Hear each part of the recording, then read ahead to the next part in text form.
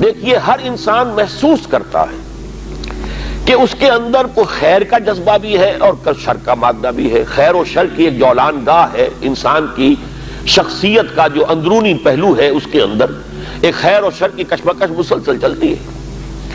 چنانچہ جدید سائیکالوجی نے بھی، آپ کو معلوم ہے کہ جس کے بابا آدم اب فرائیڈ شمار ہوتے ہیں، انہوں نے انڈ اور لیبیڈو، یہ تو ہے حیوانی تقاضوں کے لیے. بھوک لگتی ہے، پیاس لگتی ہے، کوئی چٹخارے بھی، زبان جو چٹخارے بھی مانگتی ہے، یا یہ کہ جنسی لذت ہے، تلذذ ہے جو انسان حاصل کرنا چاہتا ہے، یا یہ کہ جیسے تمام حیوانات کو آرام کی بھی کچھ نہ کچھ ضرورت ہوتی ہے، انسان کو بھی، یہ تمام اس کے حیوانی تقاضے ہیں. لیکن اس کے ساتھ ہی وہ کہتا کوئی ایگو بھی ہے انسان میں، کوئی خودی بھی ہے، کوئی انا بھی ہے. انسان نرا حیوان نہیں ہے. اگرچہ جو فلسفہ ڈارون کا ہے اس نے تو انسان کو نرا حیوان بنا دیا، وہ تو اس کے علاوہ کسی اور چیز کو کسی درجے میں بھی تسلیم اور ریکگنائز ہی نہیں کرتا. لیکن فرائیڈ کا میں کم سے کم اس درجے میں قائل ہوں کہ اس نے تو ویسے انسانی شخصیت کے 3 لیولز کو ریکگنائز کیا ہے، اور وہی 3 لیول ہے جو قرآن بیان کر رہا ہے. اگرچہ وہ جو پہلا لیول ہے اس کو تو یقیناً اس نے صحیح سمجھا ہے، لیکن دوسرے اور تیسرے لیول کو وہ صحیح طور پر آئیڈینٹیفائی نہیں کر سکا اور ایک دوسرے سے ممیز نہیں کر سکا. یعنی انڈ اور لیبیڈو یہ تو حیوانی تقاضے ہیں، جس کو قرآن کہتا ہے نفس امارہ، انسان کا وہ نفس کی جو اسے بدی کا حکم دیتا ہے. اس لیے کہ ظاہر بات ہے پیٹ کھانے کو مانگتا ہے، اسے اس سے غرض نہیں کہ حلال ہے یا حرام ہے. چٹخارا جو ہے وہ تو اپنی تسکین چاہتا ہے، اسے اس سے بحث نہیں کہ کوئی چیز جائز ہے یا ناجائز ہے. شہوت کا جذبہ جب برانگیختہ ہوتا ہے تو اسے تو اپنی تسکین چاہیے، سیکشول گریٹیفیکیشن جسے آپ کہتے ہیں، سینشول گریٹیفیکیشن. اسے اس سے بحث نہیں کہ جائز راستہ ہے یا ناجائز راستہ ہے، لہذا وہ حد اعتدال سے تجاوز کرے گا، صحیح راستے سے ہٹے گا. یہ گویا کہ اس کی سرشت کے اندر ہے. اس لیے ان نفس لامارۃ بالسوء، یہ ان یا لیبیڈو ہو گیا. دوسرا لیول وہ کہتا ہے ایگو ہے، تیسرا وہ سپر ایگو کہتا ہے. اگرچہ قرآن مجید نے اس کے لیے 3 علیحدہ اصطلاحات استعمال کی، نفس، قلب اور روح. 3. سپر ایگو اصل میں روح ہے، لیکن وہ نہیں سمجھ پایا اس کو. اس کی ڈیفینیشن جو ہے سپر ایگو کی وہ بڑی مختلف ہے، لیکن یہ میرا اس وقت کا موضوع نہیں ہے. اس وقت میں صرف یہ چاہتا ہوں کہ ریکگنائز کریں کہ یہ انسان کے اندر 2 پہلو ہیں جن میں کشاکش ہے. ایمان مجھے روکے ہے تو کھینچے ہے مجھے کفر، کعبہ میرے پیچھے ہے کلیسا میرے آگے ہے. ہر انسان کو محسوس ہوتا ہے کہ ہے. اب اس میں ہر شخص یہ سمجھتا ہے کہ اگر کوئی شخص با ہمت ہے، دنیا میں کوئی بڑا کام کرنا چاہتا ہے، ایک تو یہ کہ عام آدمی ہے، حیوانوں کی سطح پر بس اپنے تقاضے پورے کیے اور زندگی بسر کر دی، بتا دی، جس کو میں کہا کرتا ہوں کہ زندگی اس نے نہیں بتائی، زندگی نے اسے بتایا ہے. زندگی نے اسے گزارا ہے، اس نے زندگی نہیں گزاری. زندگی تو وہ شخص گزارتا ہے جو اپنا کوئی ہدف معین کرتا ہے، کوئی آئیڈیل، کوئی آدرش، کوئی نصب العین وہ اس کی زندگی میں ہے، جس کے لیے وہ محنت کرتا ہے، بھاگ دوڑ کرتا ہے، اس کے حصول کی کوشش کرتا ہے. اب جو شخص بھی اپنے سامنے کوئی ہدف رکھے گا، مقصد رکھے گا، آدرش رکھے گا، اسے جو کام کرنا ہے اس میں اسے یقیناً اپنے نفسانی تقاضوں کو مارنا پڑے گا، دبانا پڑے گا. ساری رات سوئیں گے اگر پاؤں پھیلا کر تو زندگی میں کہاں اونچا مقام حاصل کریں گے. آپ انگریزی میں بھی محاورہ جانتے ہیں، burning mid night oil, mid night lamp, ساری رات آدھی رات جاگ کر کام کرتے ہیں. تبھی تو یہ کہ جو حضرت علی نے بھی کہا ہے کہ یغوث البحر من طلب العالی ومن طلب العلا سہر اللیالی. جو شخص چاہتا ہے کہ میں موتی سمندر کی تہہ میں سے نکال کر لاؤں تو اسے ظاہر بات ہے کہ اسے سمندر میں غوطہ لگانا پڑے گا. اسی طریقے سے جو زندگی میں اونچا مقام چاہتا ہے اسے راتوں کو جاگنا پڑے گا. ومن طلب العلا سہر اللیالی ومن طلب العلا من غیر قد اضاع العمر فی طلب المحال. بغیر محنت اور کوشش کے اگر کوئی شخص چاہتا ہے کہ کوئی اونچا مقام حاصل ہو جائے تو وشفل تھنکنگ میں وہ اپنی زندگی ضائع کر بیٹھتا ہے، کوئی اونچا مقام حاصل نہیں کر سکتا. گویا کہ کوئی بھی صاحب ہمت آدمی دنیا میں کوئی کام نہیں کر سکتا جب تک کہ اپنے حیوانی تقاضوں کو ذرا دبائے نہ، قابو میں نہ رکھے، اپنے کنٹرول میں نہ رکھے. اس کے لیے لفظ ہے سیلف کنٹرول، ضبط نفس. یعنی ہمارے اندر جو ہماری خودی ہے، مانوی شخصیت ہے، میں اس وقت ایگو اور سپر ایگو ان دونوں کو جمع کر کے لفظ استعمال کر رہا ہوں. انا، یہ جو ہماری انا ہے، میں، یہ میں جو ہے یقیناً میرے اس حیوانی وجود سے علیحدہ شے ہے. جب میں کہتا ہوں میرا جسم، وہ میں کون ہے جس کا کہ یہ جسم ہے؟ وہ میں کوئی علیحدہ شے ہے نا اس سے.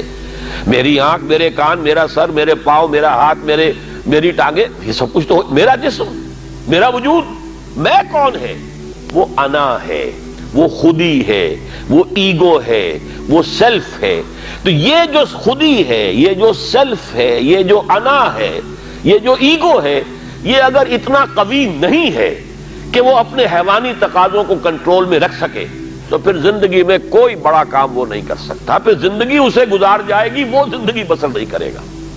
تو گویا کہ ضبط نفس ہر صاحب ہمت اور کسی بھی صاحب مقصد انسان کے لیے لازم ہے کہ وہ اپنے نفس کو کنٹرول کرے. اب ظاہر ہے اس کے لیے یہی کرنا پڑے گا تاکہ ہم اپنے آپ کو خوگر بنائیں، بھوک کا، پیاس کا، سختیوں کا، رات کو جاگنے کا، مشقتیں جھیلنے کا خوگر بنائیں.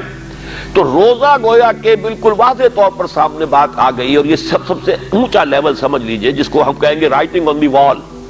جیسے پانی زمین پر ہمیں بہتا ہوا دریا کا نظر آ رہا ہے، سرفیس واٹر، یہ گویا کہ اس کے مطابق سیلف کنٹرول، ضبط نفس کی ایک مشق ہے روزہ. بھوکا رہنا، پیاسا رہنا، تاکہ ہماری خودی، ہماری انا، ہمارا سیلف، ہماری ایگو، وہ ہمارے اڈ اور لیبیڈو پر، حیوانی تقاضوں پر، ان کے اوپر پوری طرح قابو یافتہ ہو. اب اس کی مثال یوں سمجھیے کہ جیسے گھوڑا اور اس پر سوار. یہ ہماری خودی یا انا یا سیلف جو ہے یہ سوار ہے، اور ہمارا یہ جسم گھوڑا ہے. اب اگر گھوڑا جو ہے سرکش ہے اور منہ زور ہے اور سوار کے قابو میں نہیں ہے، تو اس کا مطلب تو یہ ہے کہ سوار کی زندگی اس کے رحم و کرم پر ہے، جہاں چاہے گا پٹک دے گا، جدھر چاہے گا نکل جائے گا. لیکن اگر سوار جو ہے وہ طاقتور ہے، مضبوط ہے، گھوڑے کے اوپر اس نے قابو کیا ہوا ہے، اس کی دونوں رانے جو ہیں وہ بھی گھوڑے کو محسوس ہو رہی ہیں کہ میری پسلیوں کے اندر پوری قوت کے ساتھ دسی ہوئی ہیں، لہذا وہ گھوڑا جو ہے اب حکم مان رہا ہے اپنے سوار کا. تو اب یہ کہ انسان جو ہے اس سواری کے ذریعے سے اپنا جو بھی مقصد ہے، جو منزل ہے، وہاں تک پہنچ جائے گا. تو ہماری انا یا خودی یا سیلف، یہ ایگو، یہ ہمارا وہ سوار ہے جو ہمارے اس حیوانی وجود کے گھوڑے پر، مرکب پر سوار ہے. اگر تو یہ خودی مضبوط ہے، توانا ہے، طاقتور ہے، کنٹرول میں ہے، تو یہ جو جسم ہے، یہ حیوان جو ہے، یہ گویا کہ اب اس کے تابع ہو گیا اور وہ اپنے مقصدی زندگی کے حصول کے لیے اس کو استعمال کرے گا. اور اگر یہ کمزور ہے، اس کی انا یا خودی، تو پھر تو وہ زندگی جو ہے اور اس کے حیوانی تقاضے اسے جس طرح چاہیں گے استعمال کر دیں گے. تو پہلی بات ہوئی کہ یہ ضبط نفس ہے. اور ایک بات یہاں پر تھوڑی سی اور واضح کر دوں، اسلام نے سیلف انیہیلیشن کی اجازت نہیں دی ہے، سیلف کنٹرول کی اجازت دی ہے. یہ جو راہبانہ تصورات رہے ہیں دنیا کے مذاہب کی جو تاریخ ہے، اس میں تو سیلف انیہیلیشن، اس نفس کو کچل دو، کچل دو، کچل دو. جیسی جیسی تپسیائیں ہندو یوگی کرتے رہے ہیں، یا جیسی جیسی ریاضتیں رہبان جو ہوتے تھے حضرت عیسیٰ علیہ السلام کے ماننے والے عیسائی راہب، اگر آپ ہسٹری آف کرسچین موناسٹسزم پڑھیں گے تو واقعی رومتے کھڑے ہو جاتے ہیں کہ کتنی تپسیائیں اور کتنی ریاضتیں سخت وہ لوگ کرتے تھے. لیکن یہ اسلام میں نہیں ہے. لا رہبانیت فی الاسلام. اسلام نے تو کہا یہ تمہارا وجود تمہارا گھوڑا، اسے استعمال کرو، بس تمہارا کنٹرول اس پر ہونا چاہیے، تم اس کے تابع نہ ہو جاؤ، یہ تمہارے تابع رہے. یہاں تک کہ حضور نے حضرت عبداللہ ابن عمرو بن العاص رضی اللہ تعالی عنہما، ان کی ایک حدیث بھی ہمیں آج پڑھنی ہے. حضرت عمرو بن العاص جو ہیں وہ تو بڑے سیاستدان اور جرنیل، وہ تو اور طرح کے انسان تھے مزاجی اعتبار سے، اور یہ جو ان کے بیٹے ہیں عبداللہ ابن عمرو بن العاص، یہ انتہائی زاہد و عابد، انتہائی زاہد، ہر روز روزہ اور پوری رات کھڑے ہیں، نوافل پڑھ رہے ہیں. تو حضور کو جب معلوم ہوا، بلایا، یا عبداللہ اولم اخبر انک تصوم الدہر و تقوم اللیل. اے عبداللہ، مجھے تو یہ خبر دی گئی ہے کہ تم ساری رات کھڑے رہتے ہو، نماز پڑھتے ہو، نہ تمہارا سروکار اپنے گھر والوں سے ہے، نہ بیوی سے کوئی تعلق ہے، نہ کسی اور سے ہے، اور پورا ہر روز روزہ رکھتے ہو. انہوں نے عرض کیا، بلا یا رسول اللہ، حضور ایسا تو ہے، کیسے انکار کرتے ہیں؟ فرمایا لا تفعل، ہرگز مت ایسا کرو. فَإِنَّ لِنَفْسِكَ عَلَيْكَ حَقًّا. ذرا یہ حدیث کے ان الفاظ کو نوٹ، تمہارے نفس کا بھی تم پر حق ہے. اس نفس کو کچلنا نہیں ہے، اس کو کل نہیں کرنا ہے، سیلف انیہیلیشن نہیں ہے، اس کا بھی حق ہے. تمہارا حق ہے کہ تم اپنے نفس کو تغذیہ بھی فراہم کرو، تقویت بھی دو، اس کے تقاضے پورے کرو، اس کے لیے مناسب وقفہ آرام کا بھی رکھو، یہ نفس کے بھی حقوق ہیں۔ وَإِنَّ لِنَفْسِكَ عَلَيْكَ حَقًّا وَإِنَّ لِزَوْجِكَ عَلَيْكَ حَقًّا وَإِنَّ لِزَوْرِكَ عَلَيْكَ حَقًّا، تمہارے نفس کا بھی تم پر حق ہے، تمہاری بیوی کا تم پر حق ہے، تمہارے جو بھی آنے والے ملنے والے ہیں، وزٹرز ہیں، زیارت کرنے والے، ان کا بھی تم پر حق ہے، تو سب کا حق ادا کرنا ہے۔ تو اس نفس کا بھی حق تو ادا کرنا ہے، لیکن اسے کنٹرول میں رکھنا ہے۔ تو پہلی بات تو یہ سمجھ میں آئی کہ صوم ایز سچ، ابھی رمضان کا ہم نے کوئی تذکرہ نہیں کیا، یہ صوم جو ہے کھانا پینا کچھ عرصے کے لیے روکنا، کچھ اور اپنی خواہشات پر قدغن لگانا، یہ گویا کہ ایک ایکسرسائز کے طور پر سامنے آئی سیلف کنٹرول کے لیے۔ لیکن اس سے اگلا مرحلہ آتا ہے، اگر یہ ایکسرسائز میں نے خود معین کی ہوتی تو اس کا مسئلہ کچھ اور ہوتا، لیکن چونکہ یہ ایکسرسائز جس کا نام صوم ہے یہ اللہ نے فرض کی ہے، گویا کہ اگر میں کچھ نہیں کھا رہا ہوں تو اس لیے نہیں کھا رہا کہ اللہ کو اس کا کھانا اس وقت پسند نہیں ہے، میں اگر نہیں پی رہا ہوں تو اس لیے نہیں پی رہا کہ اللہ کی طرف سے اجازت نہیں ہے، میری منقوہ بیوی موجود ہے لیکن میں اگر اس سے اس وقت ہم بستر نہیں ہو رہا تو اس لیے نہیں ہو رہا کہ میرے رب کا حکم نہیں ہے۔ گویا کہ اب یہاں کیا معاملہ ہوا کہ خودی کو مضبوط کرو لیکن پھر اسے خدا کے سامنے جھکا دو۔ یہ جب انسان کی خودی مضبوط ہو، پہلا مرحلہ تو یہ ہے، اگر آپ کی خودی مضبوط نہیں ہے اور ایاک نعبد و ایاک نستعین، اندر سے نفس کہہ رہا ہے کہتے رہو تم ایاک نعبد و ایاک نستعین، میں تو نہیں مانتا حکم، تم جھک بھی گئے ہو رکوع میں، تمہارا جسم تو جھکا ہے، تمہاری مانوی شخصیت تو اکڑی ہوئی کھڑی ہے، وہ جھکنے کو تیار ہی نہیں۔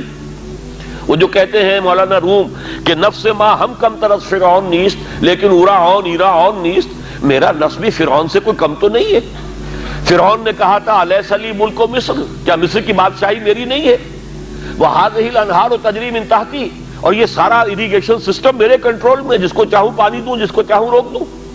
اسی طرح میرا جسم کہتا ہے، میرے اندر کا نفس کہتا ہے یہ میرا وجود ہے، اس میں میرا حکم چلے گا، میں نہیں جانتا کیا حلال کیا حرام، کون خدا کیا اس کے احکام۔ تو یہ جو نفس کہتا ہے نفس ما ہم کم طرز فرعون نیست لیکن اورا ایرا نیست، چونکہ فرعون کے پاس لاؤ لشکر بھی تھا، اس نے ڈنکے کی چوٹ بھی کہہ دیا انا ربکم الاعلی، میرے پاس لاؤ لشکر نہیں ہے، میں کہہ تو کچھ نہیں سکتا، لیکن میرا نفس اندر سے یہی کہتا ہے کہ یہ میری اقلیم ہے، یہ میری سلطنت ہے، اس پہ میری مرضی چلے گی۔ اس حوالے سے جب تک کہ انسان کی خودی جو ہے قابو یافتہ نہیں ہے اپنے وجود پر، اس وقت تک اس کا یہ کہنا ایاک نعبد و ایاک نستعین بے معنی ہے، اس کا کوئی مفہوم ہی نہیں۔ میں اس کی مثال یہ دیا کرتا ہوں کہ فرض کیجئے شہنشاہ اکبر کا دور ہے یا شاہجہاں کا یا جہانگیر کا، اور کوئی ہندو راجا کہیں کا تھا، اس سے پہلے باغی تھا، اب وہ حاضر ہوا ہے سر اطاعت خم کرنے کے لیے، تو اس کا یہ فعل اسی وقت بامانی ہے جب اس کی اپنی حکومت اس ریاست میں قائم ہے۔ اگر معلوم ہو کہ وہ تو وہاں بغاوت ہو چکی، وہاں تو کسی اور کی حکومت ہے، اب یہ آیا ہے اطاعت قبول کرنے کے لیے، تو اس کا آنا بے معنی ہے۔ بالکل یہی ہے ہمارا، جب میرا اپنے وجود پر کنٹرول ہی نہیں تو میں کس شے کو اللہ کے سامنے پیش کر رہا ہوں۔